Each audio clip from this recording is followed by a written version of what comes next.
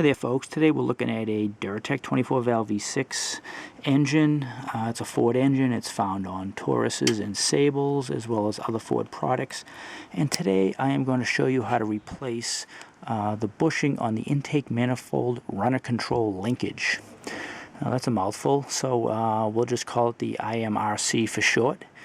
And basically what it does is it controls airflow into your engine. Very basically, your air comes in through your air filter, through your throttle body, and up into this plenum.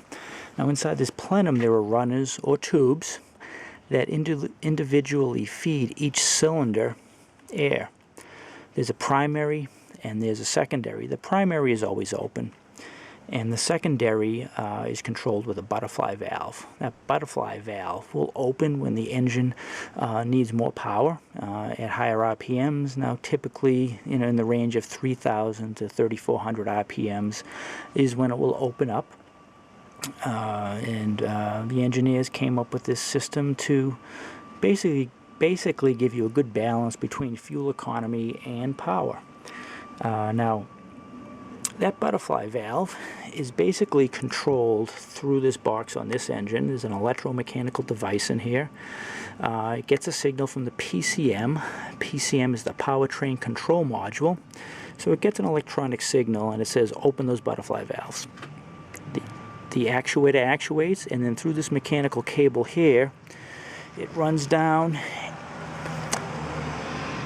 to the runner control on the rear bank.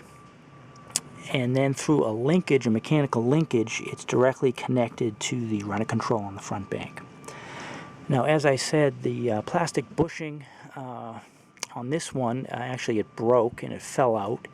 And they're just plastic, they become brittle over time, they crack and they break and they fall out. So if that happens, that linkage becomes loose, and it slops around in that hole, and it can potentially fall out and then not actuate at all. And if that happens, your engine will run pretty crummy, and you may even get a check engine light. So what we're going to do next is we're going to take this off, and we're going to remove this screw, and we'll get a closer look.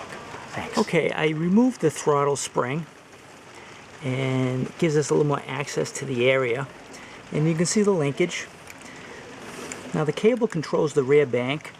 The cable comes in there, and it controls the rear bank. This linkage goes from here, comes forward to there, and as you can see, that's the action that controls your butterfly valve on the front bank. So what we're going to do is just pop that plastic bushing into that square hole and then pop the linkage back in. Okay, now here's the plastic bushing. You can get this in the help section at your auto parts store. It's 47099, and it comes 5 to a package. Now what I like to do is take this piece, and I like to squeeze 2 of the tanks together just to form them a little tighter so it's easier to slide into that square hole. Okay, if you can see right down here where I'm pointing with this screwdriver, that's the bushing.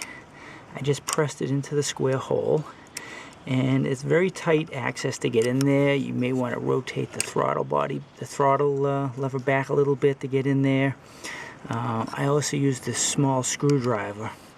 Once I got 2 of the flanges in place, I was able to use this and align the other 2 flanges and then press it in. So it's a challenging spot. If you have small hands, it helps, but it is doable. Now here's the link, and the link will just snap right in. Now before I put it in, I want to show you there's a groove on the end of this link. There's a groove machined in there, and that is held in by some snaps, and that's what keeps it from coming out. And there you go, you just heard it snap, and it's in there. Okay, so here I'm showing you some alternative plans in case you can't get that bushing in a timely fashion. What I've done in the past is I've used a small E-clip like this and snapped it into the groove on the linkage shaft, and it's held it in place just fine. It is a little sloppy in the hole, so it's not a great solution, but it will keep you going until you can get the right part. And I have a dime right here just to give you an idea of the relative size of this.